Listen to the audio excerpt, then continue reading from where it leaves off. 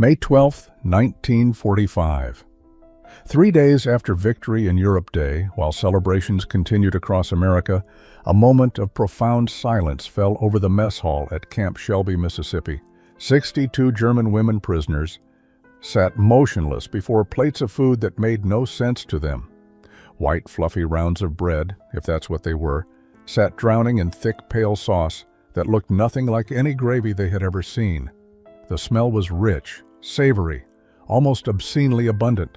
Steam rose from the plates in the cool morning air, carrying scents of butter, black pepper, and something else they couldn't identify.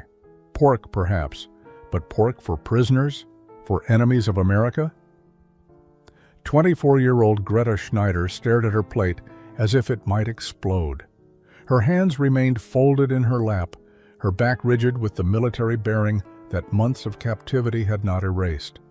Beside her, 19-year-old Frida Vogel's eyes had filled with tears, though she made no sound. Down the long wooden table, 59 other German women sat in similar states of confusion and disbelief. They had been prisoners for 6 months. They had expected punishment, deprivation, perhaps even cruelty. They had been taught that Americans were ruthless, that capture meant suffering. Instead, they had been given 3 meals a day, real meals. And now this impossible breakfast that looked like something from before the war, from a world where food was plentiful and meals were celebrations rather than survival. Sergeant Willie Mae Johnson stood near the serving line, her dark hands resting on her hips as she observed the frozen Germans. She had been cooking in this camp since it opened, feeding American soldiers training for combat. Now she fed their former enemies with the same generous portions. She had prepared these biscuits herself that morning, rising at 4 o'clock to mix the dough, her grandmother's recipe committed to memory. The sausage gravy had simmered for an hour, seasoned exactly as her mama had taught her back in Alabama. She had made this breakfast not because regulations required it, but because she believed that hungry people deserved to eat well, regardless of which uniform they had worn. Captain Robert Mitchell watched from the doorway. He had been present for the arrival of these women 6 months earlier, had seen the fear and defiance in their eyes. He had read the intelligence reports about German propaganda, about what these women had been told to expect if captured by Americans. Torture, starvation, degradation. He had decided then that the best weapon against hatred was the simple act of proving it wrong. Lieutenant Sarah Brennan stood beside him, her expression softer but equally watchful.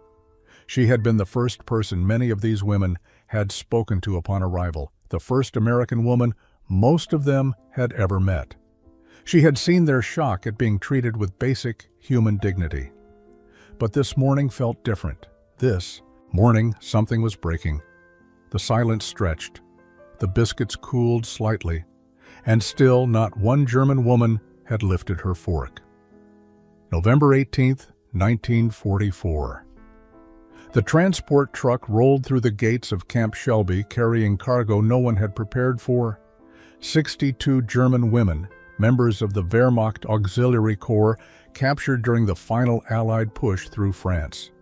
They wore remnants of gray uniforms, faces hollow from weeks of minimal rations during transport, eyes carrying the weight of defeat and uncertainty. The war was not yet over, but for them it had ended in a moment of capture that still felt unreal. Greta Schneider pressed her face close to the truck's canvas opening, catching glimpses of the American camp. Neat rows of buildings, soldiers moving with purpose, flags snapping in the Mississippi wind.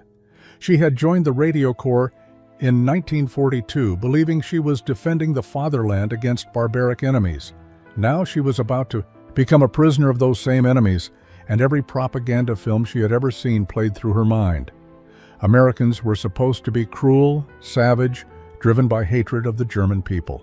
The truck stopped. Guards opened the back gate, and the women climbed down stiffly, their legs weak from the long journey.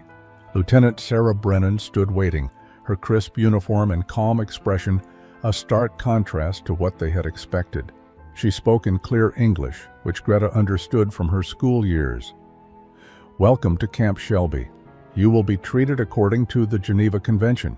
You will be given housing, food, and medical care. You will be expected to follow camp regulations and treat staff with respect." Frida Vogel, standing near Greta, whispered in German, "It's a trick. They're lying to make us compliant before the real punishment begins." Others murmured agreement. They had been taught that American kindness was a facade, that behind the smiles lay brutality, worse than anything they could imagine. Liesel Hoffmann, a nurse's aide from Munich, clutched her small bag of possessions tighter. She had seen wounded German soldiers who had been prisoners of the Russians. She expected something similar here, perhaps slightly less barbaric, but painful nonetheless. The women were led to their barracks, a simple wooden structure with rows of cots, clean blankets folded at the foot of each bed. Windows let in afternoon light. A small stove sat in the corner for warmth. It was sparse, but it was clean. Greta Klein, 28 and the oldest among them, walked slowly between the cots, touching each blanket as if testing whether it was real. "This is better than what we had in the auxiliary barracks in France," she said quietly. The others didn't respond. Better conditions meant nothing if they were prelude to worse treatment later. That first evening, they were served dinner in the mess hall. Soup with vegetables and meat, bread with butter, weak coffee, real food, portions that filled their bowls. The women ate in silence, waiting for the other shoe to drop, for someone to reveal that this mercy was temporary. But no revelation came, only food and the unsettling possibility that they had been wrong about everything. The first week at Camp Shelby passed in a haze of confusion and suspicion. The German women moved through daily routines like sleepwalkers, unable to reconcile what they were experiencing with what they had been taught to expect.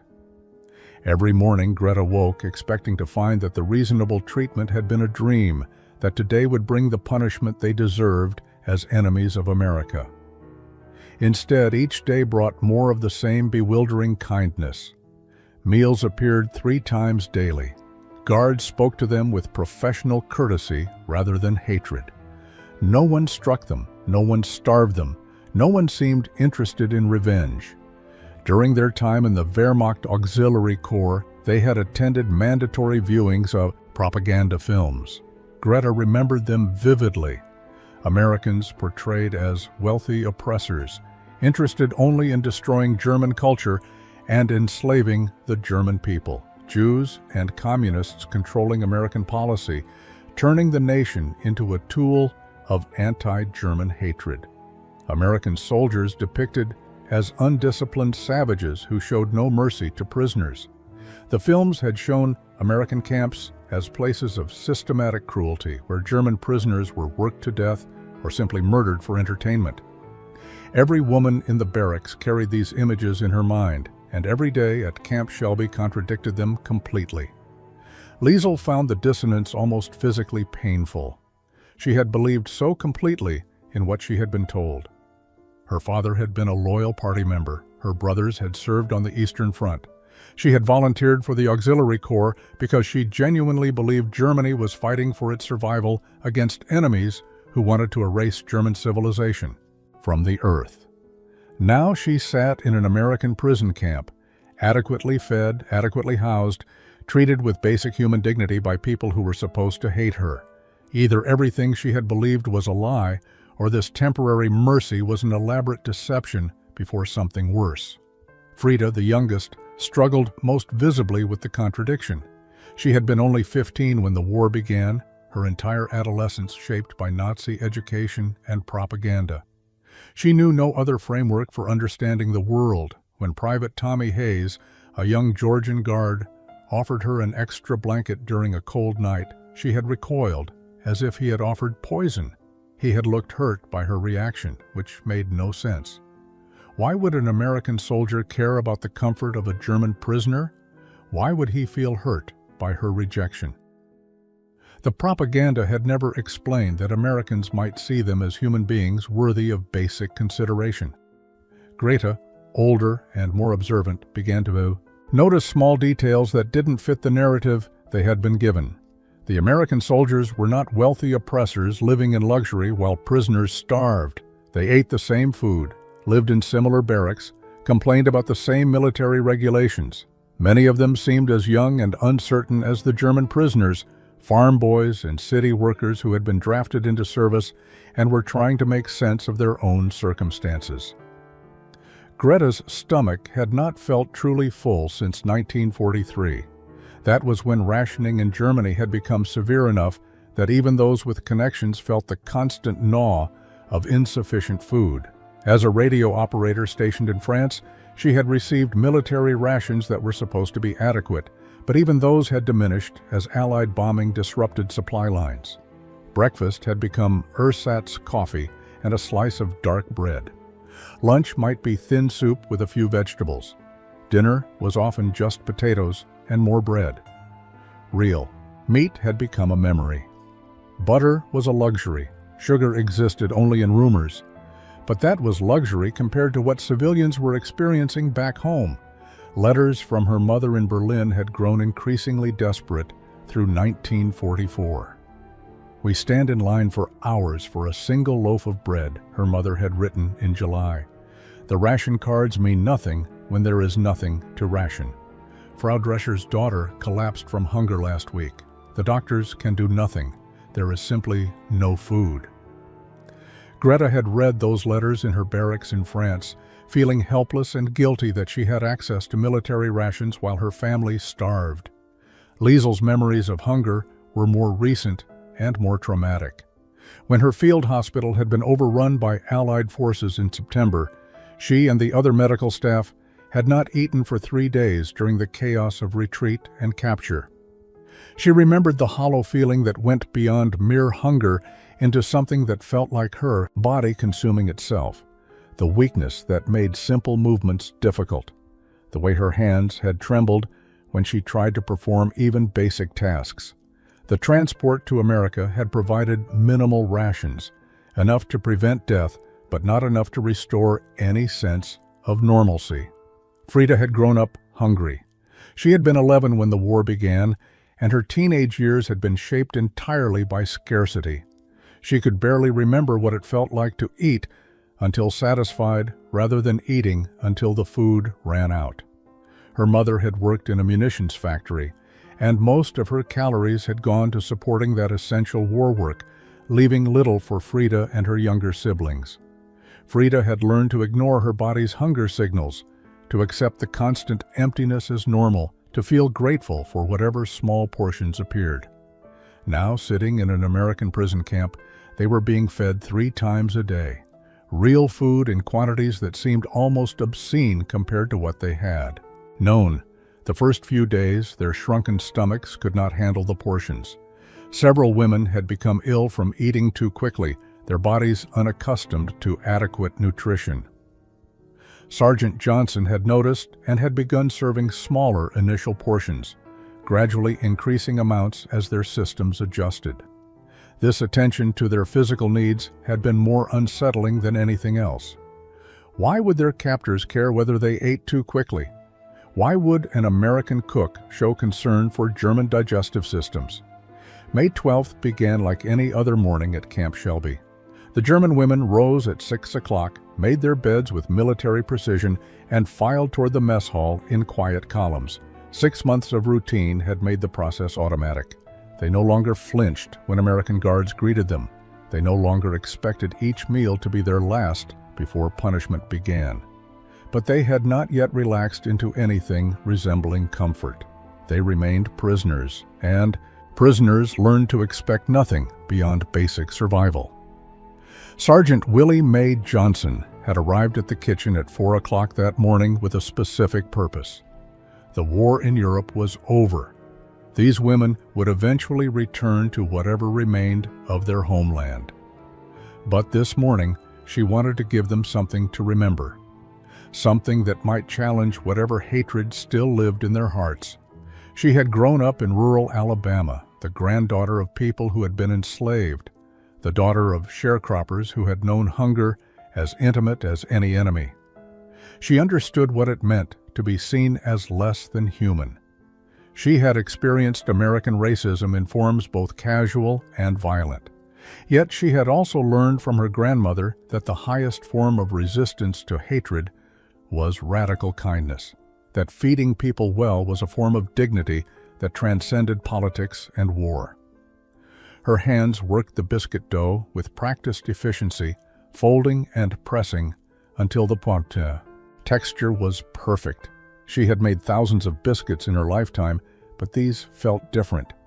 These were not just food, these were a statement, a declaration that even enemies deserve to eat well, that abundance shared was more powerful than abundance hoarded. The sausage gravy simmered on the stove, rich with fat and seasoning, thick enough to coat the back of a spoon. It was her grandmother's recipe passed down through generations, and she made it with the same care she would use for family. Captain Mitchell had approved her menu without question.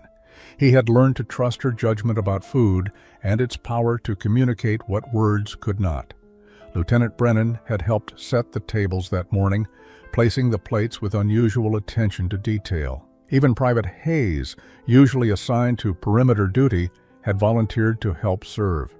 Something about the morning felt significant, though none of them could have articulated exactly why. When the German women entered the mess hall, they found their usual seats and waited for the meal service to begin. They expected oatmeal, perhaps, or bread with jam, something simple and sufficient. Instead, Sergeant Johnson and her team emerged from the kitchen, carrying platters of golden biscuits split open and swimming in creamy white gravy. The smell hit the Germans first. Butter, pepper, sage, pork fat, rich and overwhelming. Plates were set before each woman with careful attention. Large portions, generous servings, the kind of breakfast that spoke of abundance rather than rationing.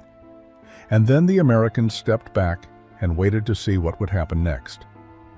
Greta stared at her plate, trying to categorize what she was seeing. The round golden objects looked somewhat like bread rolls, but lighter, fluffier, with layers visible where they had been split open. The sauce covering them was unlike any gravy she knew. German gravy was brown, made from meat drippings, thin and flavorful, but never thick like this. This white sauce looked almost like a cream soup, but heavier, with visible black pepper flecks and what appeared to be crumbled meat suspended throughout. The combination made no culinary sense to her German understanding of proper food. Beside her, Liesel leaned forward slightly, inhaling the steam rising from her plate. "Is this safe to eat?" she whispered in German. It was not an idle question. The richness of the smell alone suggested a fat content that their depleted bodies might not handle well. They had learned through painful experience during their first weeks at camp that American portions could overwhelm digestive systems accustomed to starvation rations. Several women had become violently ill from eating too quickly or consuming foods too rich for their condition. Frida picked up her fork but did not move it toward the food. "My mother told me Americans eat strangely," she said softly. "She said they have no culture, no proper cuisine, just excess and waste." The words sounded hollow even as she spoke them. 6 months of adequate American meals had already begun eroding that particular piece of propaganda. The food they had been served at Camp Shelby was simple but well prepared, seasoned properly, served in quantities that suggested care rather than contempt. Greta Klein, always the most analytical of the group, studied the sauce more carefully. "It looks like a bechamel," she said, "but with meat added. And these bread things, they are similar to scones perhaps, but lighter. American baking uses different techniques than ours." She had worked in administrative kitchens in Hamburg before the war, had some understanding of cooking beyond what most soldiers possessed. "This is not random food. Someone made this with skill and intention." Margaret Hoffman, who had been silent until now, spoke barely above a whisper. "Why would they do this? We are prisoners. We are enemies. Why would they give us food that clearly required effort and expense?" Gibbet was the question they were all thinking but had been afraid to articulate. The breakfast before them was not punishment rations. It was not the minimum required by the Geneva Convention. It was something else entirely. something that felt almost like hospitality, which made no sense at all in the context of war and captivity. Down the table, other women were having similar whispered conversations in German. Some touched their forks to the white sauce tentatively, testing its texture. Others simply stared, paralyzed by confusion and the fear of what accepting this kindness might mean. If they ate this food, if they acknowledged its quality and generosity, what would that say about everything they had believed? What would it say about the side they had chosen? Sergeant Johnson watched the frozen Germans with patient understanding. She had seen this before, in different contexts, the paralysis that came when people encountered kindness they believed they did not deserve. She had felt it herself as a child when white shopkeepers in town had occasionally shown her small mercies that contradicted the racism she had learned to expect. The confusion of receiving humanity from people you had been taught to fear. She waited, letting them process what was before them, knowing that pushing would only deepen their suspicion. Captain Mitchell shifted his weight near the doorway. He had never seen the prisoners so completely still. Usually there was some movement, some quiet conversation, the sounds of eating, beginning, even if tentatively. This morning, nothing. Just 62 women staring at plates of food as if they contained riddles rather than breakfast. He wondered if he had miscalculated, if this gesture of abundance had been too much, too sudden. Perhaps gradual increases in meal quality would have been wiser than this dramatic presentation. It was Greta who finally moved first. She lifted her fork with deliberate slowness, cut a small piece of biscuit with the edge, and brought it to her mouth. The other women watched her as if she were testing for poison. She chewed slowly, her expression shifting through several emotions in rapid succession. Surprise at the texture, soft and buttery, in a way German military bread never was. Then recognition of the flavors, simple but perfectly balanced. Salt, butter, a hint of sweetness in the dough itself. She swallowed, then took a second bite, this time including some of the gravy. Her eyes closed involuntarily.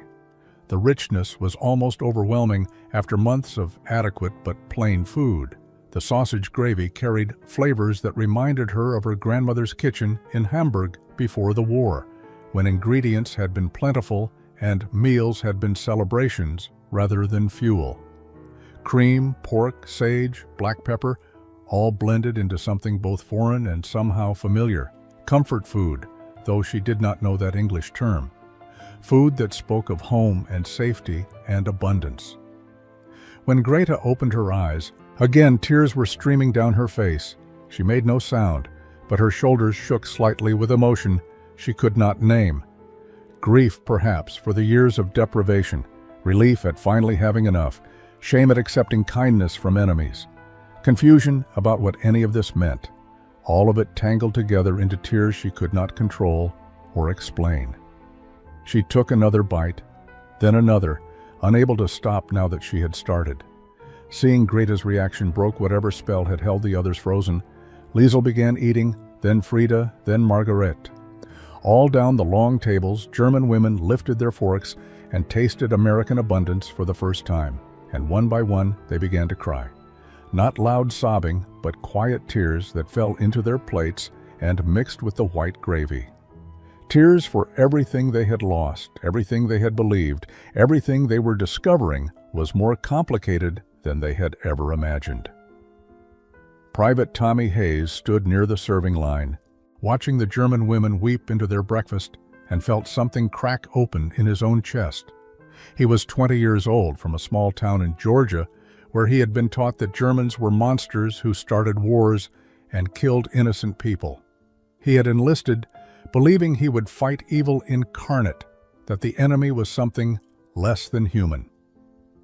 But these crying women looked exactly like his sister and her friends back home. Young, scared, overwhelmed by emotions they could not control. He had never expected enemies to look so painfully, obviously human. Greta wiped her eyes with the back of her hand, embarrassed by her tears, but unable to stop them. She took another bite of biscuit, forcing herself to chew slowly despite the urge to devour everything on her plate. The food was not just filling her stomach, it was filling some deeper emptiness she had not known existed. 6 months of adequate rations had kept her alive, but this breakfast was something else. This was abundance. This was care. This was someone deciding that German prisoners deserved to eat food that required effort and skill and expense to prepare. The cognitive dissonance was staggering. Liesel found herself thinking about the propaganda film she had watched in training. Americans portrayed as culturally inferior, as people without sophistication or refinement, interested only in material excess and violence. Yet this breakfast demonstrated a culinary tradition she had not known existed. Someone's grandmother had perfected this recipe. Someone had taught the cook these techniques. Someone had decided that good food mattered enough to do it properly, even for prisoners, even for enemies. That kind of care suggested a depth of culture the propaganda had insisted Americans did not possess. Frida ate mechanically, each bite making her feel more confused and more ashamed. If Americans could be this kind, what did that say about the cause she had believed in? What did it say about the war? Her brothers had died fighting? If the enemy was capable of this level of humanity, had Germany been wrong about everything? The questions felt dangerous, like thinking them might make her a traitor to her country, to her family, to the memory of everyone who had sacrificed for the Reich. But the questions would not stop coming, and each bite of rich American gravy made them louder. Sergeant Johnson finally spoke, her voice carrying across the silent mess hall. "There's more if anyone wants seconds," she said simply. The statement landed like a bomb. Seconds. More food. Not rationing, not measuring, not counting every calorie to ensure minimum survival. Just more freely offered, as if food was something to be shared rather than hoarded. Several women looked up at her with expressions that mixed gratitude and something close to anguish. How were they supposed to hate people who kept proving themselves worthy of respect? How were they supposed to maintain their identity as loyal Germans, when their supposed enemies kept demonstrating more humanity than their own propaganda had ever acknowledged in itself? Sergeant Willie Mae Johnson returned to the kitchen, leaving the German women to their emotional breakfast, and began preparing the next round of biscuits. She had expected some reaction, but not tears.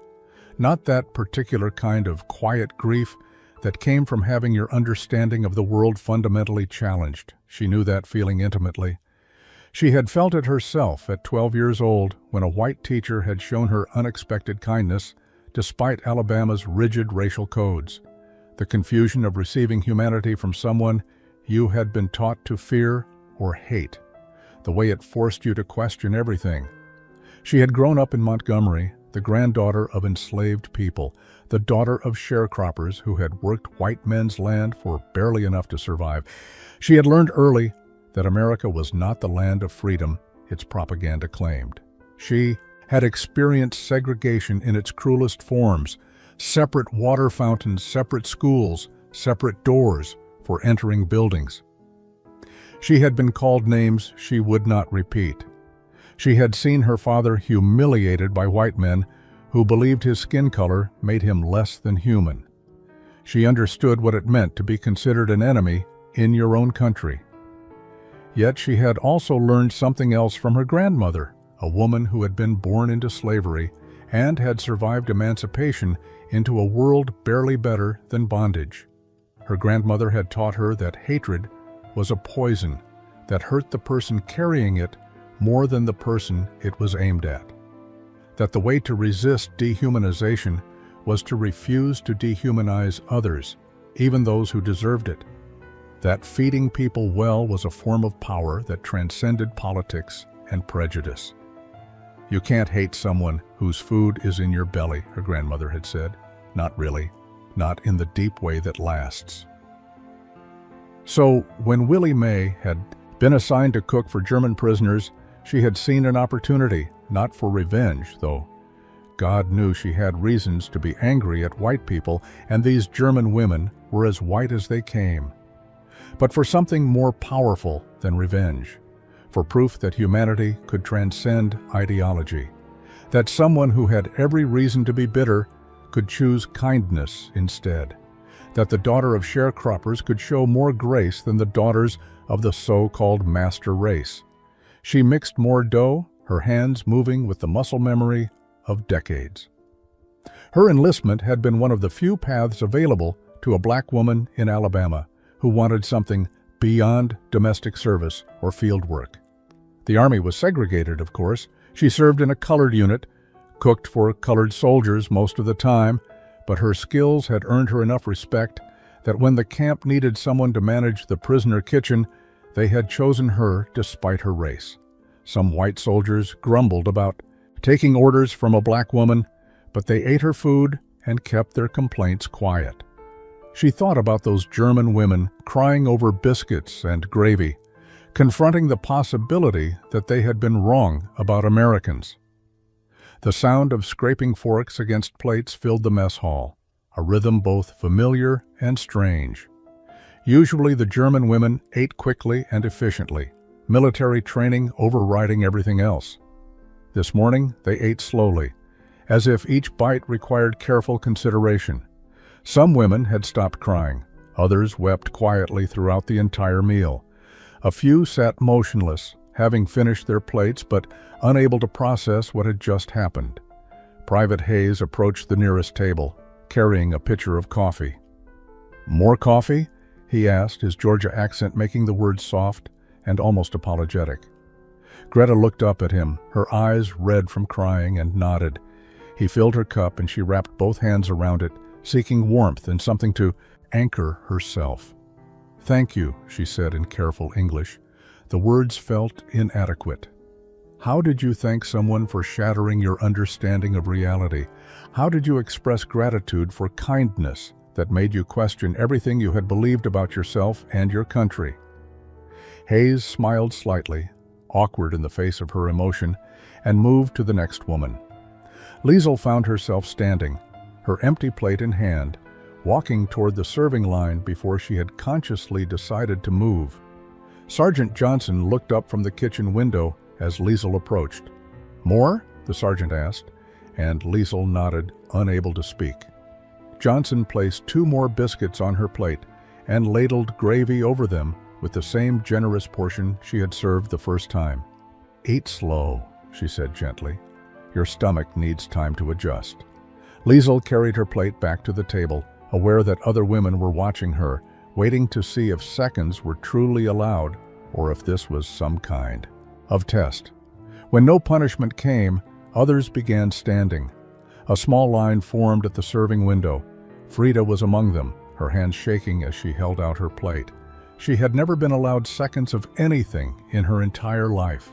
Even before the war, before rationing became severe, her family had been poor enough that extra portions were impossible luxuries. Now, an American sergeant, a black woman, who should have been her enemy twice over, was giving her more food than she could possibly eat. The absurdity of it made her want to laugh and cry simultaneously. Margaret watched the line of German women returning to their seats with full plates and felt something fundamental shift inside her. This was not the minimum required by the Geneva Convention. This was not enemies being kept barely alive until they could be returned to their own country.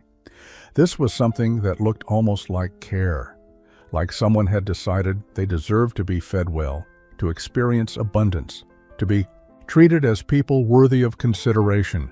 She thought about her brothers fighting on the Eastern Front, about the stories they had written home about Russian prisoners starved and worked to death, about what German camps had done to their enemies. And here she sat, a German prisoner being offered seconds. Greta lay in her bunk that night, unable to sleep despite physical exhaustion. Her stomach was fuller than it had been in years, uncomfortably so. She had eaten 3 servings of biscuits and gravy that morning, unable to stop herself even when her body protested.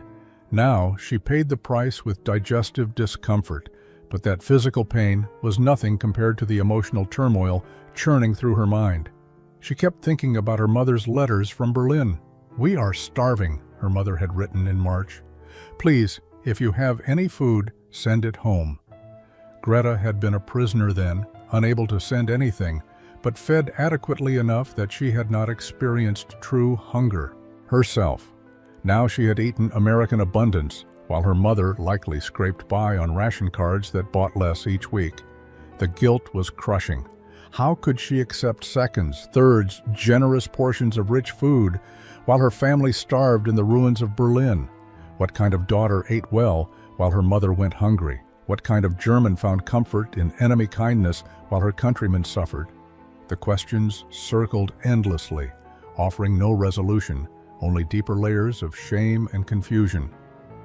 Liesel stared at the ceiling, her hands folded across her stomach. She was thinking about the wounded German soldiers she had treated in France, men with infected wounds, with limbs that had to be amputated using inadequate anesthesia, with fevers that raged unchecked because there were no medicines left. She had held their hands while they died, had written letters to their families explaining that their sons and husbands had died bravely for the fatherland. She had believed those letters. She had believed the sacrifice was noble and necessary. But if Americans were capable of feeding their enemies this well, what did that say about German treatment of prisoners? About the choices her country had made? Frida was crying again, quietly, her face pressed into her pillow to muffle the sound. She felt like a traitor. She had enjoyed that breakfast. More than enjoyed it, she had felt grateful. She had looked at Sergeant Johnson and felt genuine thankfulness toward a black American woman, toward someone who represented everything the Reich had taught her to despise. She had been raised to believe in racial purity, in German superiority, in the righteousness of the Nazi cause. Yet this morning, she had received more kindness from a black American than she had ever received from her own officers. Greta Klein did sleep, but her dreams were troubled. She saw her grandmother's kitchen in Hamburg, the way it had been before the war. Smells of baking bread, roasting meat, real coffee. Her grandmother teaching her to cook, explaining that food was how you showed love, how you built family, how you created home. Then the dream shifted, and she was in the Camp Shelby mess hall, watching Sergeant Johnson serve gravy with the same careful attention her grandmother had shown, the same understanding that food meant more than nutrition.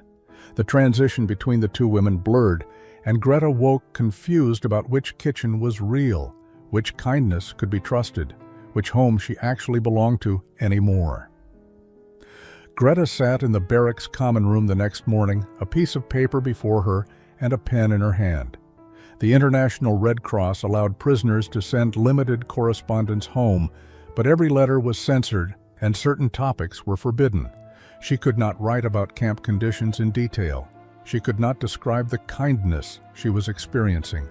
She could not explain how American treatment was systematically dismantling everything she had been taught to believe. Instead, she wrote careful, neutral sentences. I am healthy. I am being treated adequately according to international law. I hope you are safe. I think of you always. The words felt like lies of omission. What she wanted to write was something else entirely. Dear Mother, yesterday the Americans served us a breakfast so abundant, I wept. They gave us seconds and thirds without hesitation, as if feeding enemies well was natural rather than extraordinary. A black woman sergeant cooked for us with skill that matched grandmother's, and I realized we were taught wrong about everything. I don't know who I am anymore or what I believed in. I don't know how to come home to you when home is built on lies I can no longer accept. But those words would never pass the censors, and even if they could, what would they do to her mother? How could she burden her starving family with her crisis of conscience? Liesel wrote to her sister in Munich, if her sister was still alive. She had not heard from her family since October. I hope this letter finds you well. I am healthy and safe.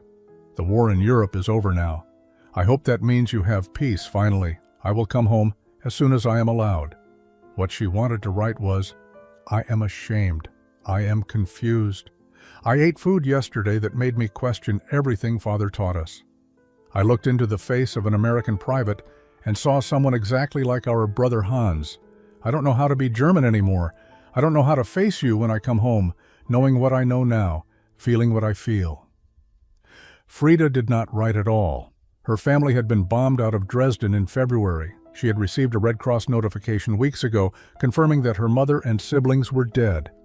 There was no one left to write to, no one waiting for her return. The realization made her both freer and more lost than the other women.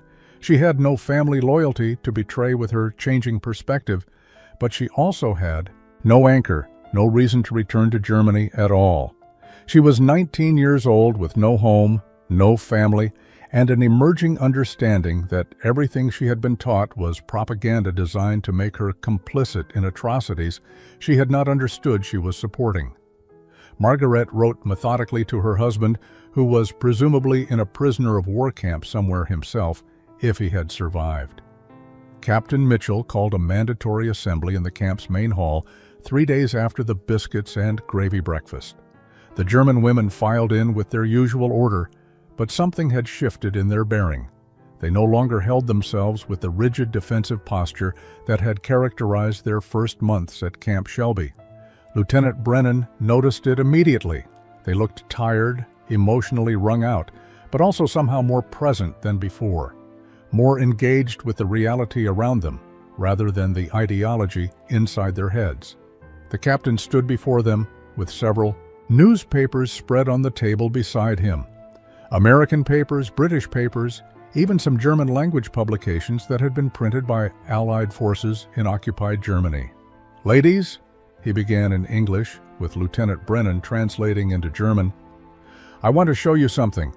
I want you to see what your country did, what you were part of, whether you knew it or not." He held up the first newspaper. The images were grainy but clear enough.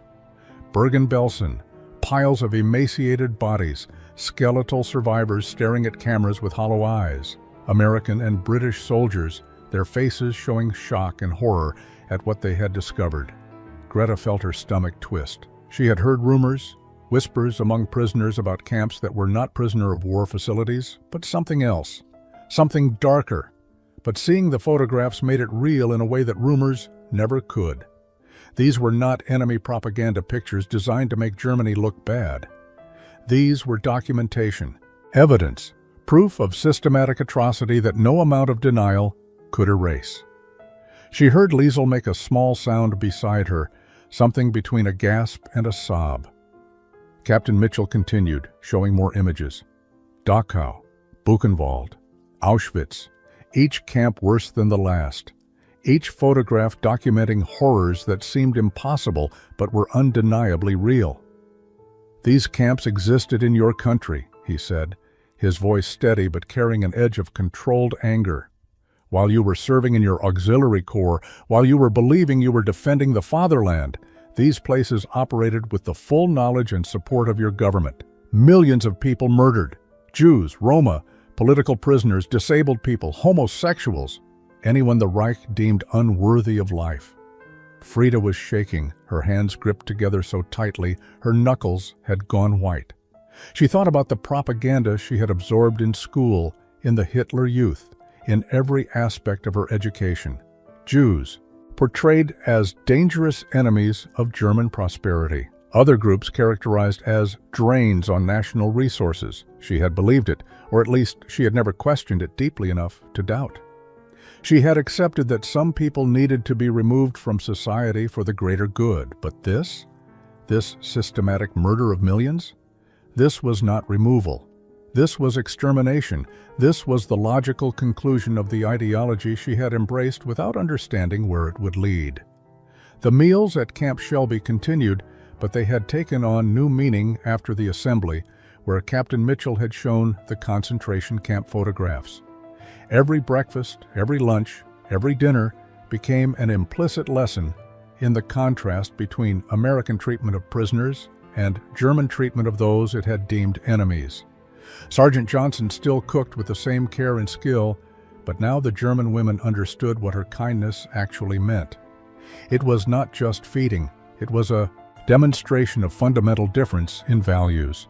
A statement that even enemies deserve to eat well, to be treated with basic human dignity, to be seen as people rather than problems to be eliminated. Greta found herself watching Johnson in the kitchen whenever she could. The sergeant's movements were efficient but never rushed, careful but never fussy. She treated food preparation with a seriousness that suggested it was more than just a job.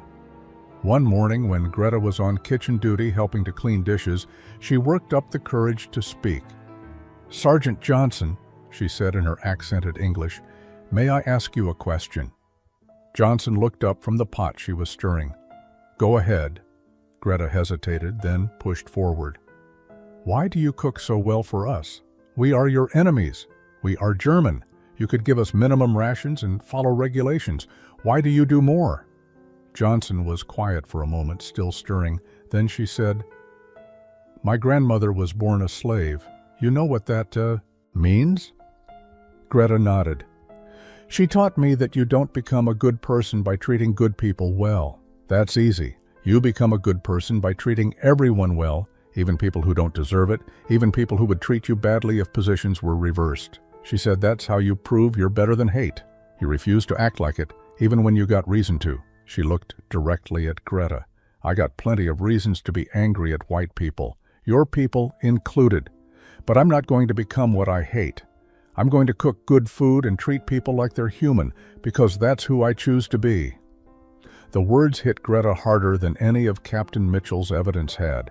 This was not theoretical. This was not about documents and photographs. This was a woman who had experienced oppression, choosing to show mercy to people who represented a system that would have considered her inferior. A black woman in segregated America, cooking for members of the so-called master race, and doing it with grace and skill that put them all to shame. Greta felt tears coming again and blinked them back. "Thank you," she managed, "for teaching us this, for showing us what we should have been." Johnson nodded once and went back to her stirring. The conversation was over, but its impact rippled through Greta's understanding of everything. That evening, she translated what Johnson had said for the other women. They sat in the barracks in silence afterward, each processing the implications in her own way. June arrived with Mississippi heat that made the barracks uncomfortable and the mess hall almost unbearable during midday meals. But the weather was not what occupied the minds of the German women. Word had come through official channels that repatriation would begin within weeks. They would be processed, transported to ports, shipped across the Atlantic, and released into occupied Germany to find whatever remained of their former lives. The news should have brought relief, freedom, the end of captivity. Instead, it brought a deep and complicated dread that none of them wanted to acknowledge, but all of them felt. Greta lay awake at night thinking about Berlin. Her mother's last letter had arrived in April, written in March before communications had become even more disrupted. "The city is unrecognizable," her mother had written. "Rubble everywhere. No electricity, no water systems functioning. We live like animals in the basement of what used to be our building." That was before the final Soviet assault. That was before the complete collapse of the Reich. What would Berlin be like now? What would her mother be like if she had survived? How could Greta return to that devastation after months of adequate food, shelter, and the difficult gift of having her illusions destroyed? Liesel had received news through the Red Cross that her sister in Munich was alive but barely surviving. The city had been heavily bombed. Food was scarce. The occupation, authorities were struggling to prevent mass starvation. Her sister's letter, forwarded through official channels, had been desperate. "Come home as soon as you can. We need you. Mother is ill and there is no medicine. Please, Liesel, come home." The guilt was crushing. Her sister needed her. Her family needed her. But the thought of returning to Munich, of living in ruins and scarcity after experiencing American abundance, filled her with a shame so deep she could barely name it. What kind of person dreaded going home to help her family? Frida faced a different calculation. She had no family waiting. Dresden was gone, bombed into rubble, and everyone she had loved was dead.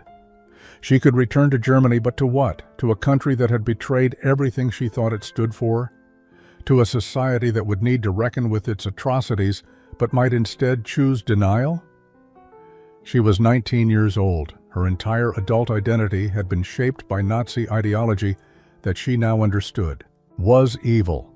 Who was she supposed to be in post-war Germany? How did you rebuild yourself when the foundation you had been built on was revealed as poisonous?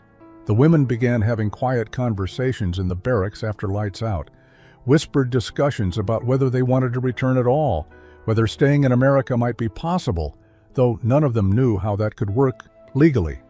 They were prisoners of war. They had no status beyond that. They could not simply decide to remain. But the desire was there, growing stronger as repatriation date approached. The desire to stay in a place that had shown them who they could become, rather than return to a place that reminded them of who they had been. Lieutenant Brennan called a private meeting with the German women in the camp's small library. It was evening, after dinner, and the room felt intimate despite its institutional furniture. She had spent months working with these prisoners, had watched them transform from defensive captives into something more complicated, women wrestling with conscience, with identity, with the question of what they owed to a country that had lied to them about everything fundamental.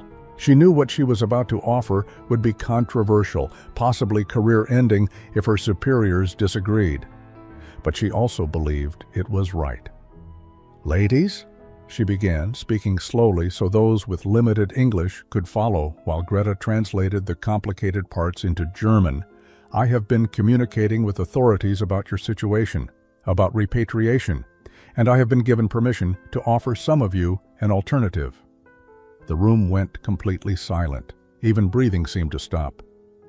The United States government is establishing a program for displaced persons, people who cannot safely return to their home countries or who have compelling reasons to remain in the United States. It is possible that some of you might qualify for this program. It would not be easy. You would need sponsors. You would need employment. You would need to demonstrate that you have rejected the ideology you once served. But it is possible. The words hung in the air like something fragile and dangerous. Possible. Not guaranteed. Not simple. But possible. Greta felt her heart racing. She looked around at the other women, seeing her own hope and fear reflected in their faces. To stay would mean admitting that Germany was no longer home, that America, despite being enemy territory, had become something more important, a place where transformation was possible, a place where they could become something other than what the Reich had made them. Liesel thought about her sister's letter, the desperate plea to come home and help. Could she really abandon her family when they needed her? But another voice in her mind asked a different question.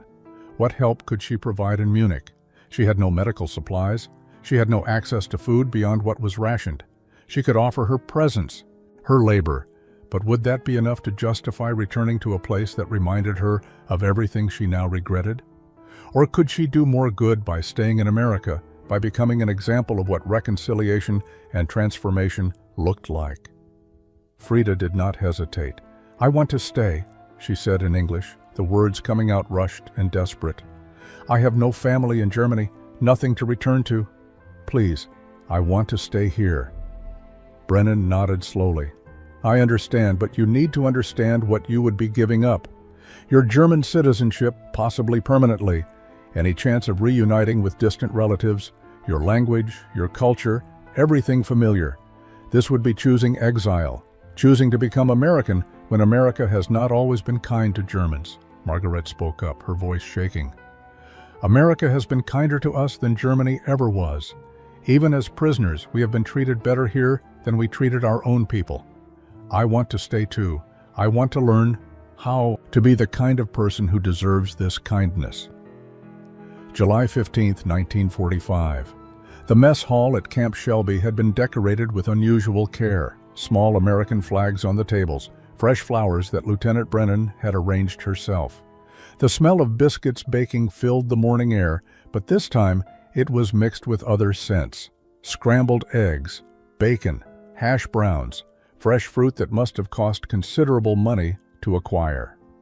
Sergeant Johnson had prepared what she called a proper Southern farewell breakfast, and she had recruited every available cook to help her execute it perfectly.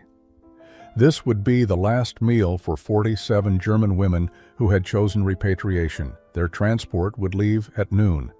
15 women had requested to remain under the Displaced Persons Program. The paperwork was still being processed, their futures still uncertain, but they had made their choice. They sat at separate tables this morning, not by regulation, but by the natural division that choice had created. Those returning to Germany wore expressions of resignation mixed with determination. Those staying looked guilty and hopeful in equal measure. The separation hurt everyone, but it was necessary. They were embarking on different journeys now, and pretending otherwise would be dishonest. Captain Mitchell stood to address the room before the meal began. Today marks the end of your time as prisoners of war. For those returning to Germany, you carry with you our hope that you will help build a better country than the one that brought us all to war. For those staying, you carry the responsibility of proving that transformation is possible, that former enemies can become Americans. He paused, visibly emotional. All of you have taught us something important, that people are not their governments, that individuals can change, that kindness is never wasted, even when given to enemies. Sergeant Johnson began serving, and as she placed plates before the German women, she made eye contact with each one. No words, just acknowledgement, recognition that this moment mattered, that what had happened in this mess hall over the past months had been more than just feeding prisoners.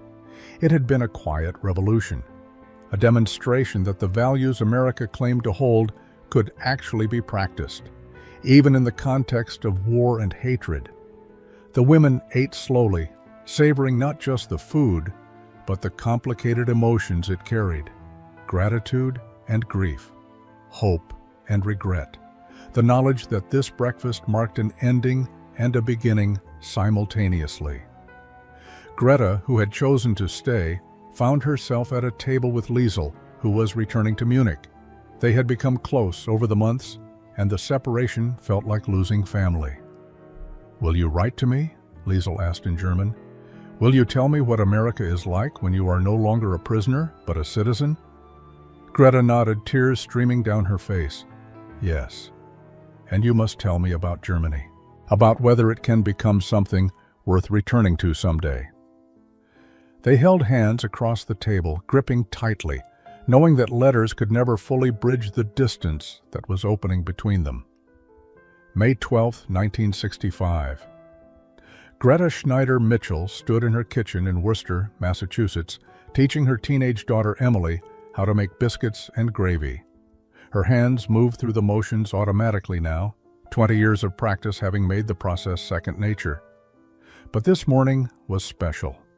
This was the anniversary of the breakfast that had changed her life, and she wanted Emily to understand what these particular biscuits meant. Not just food, not just a recipe, but a lesson about humanity that transcended borders and wars and all the things that divided people. Emily watched her mother's hands work the dough, fascinated by the story she had heard many times but never tired of hearing again.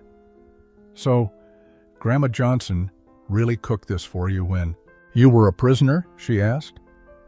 Emily called Willie Mae Johnson Grandma, despite no blood relation, because the sergeant had become family in the years since the war. She had attended Greta's wedding to an American teacher named Robert Mitchell, no relation to the captain. She had been present when Emily was born.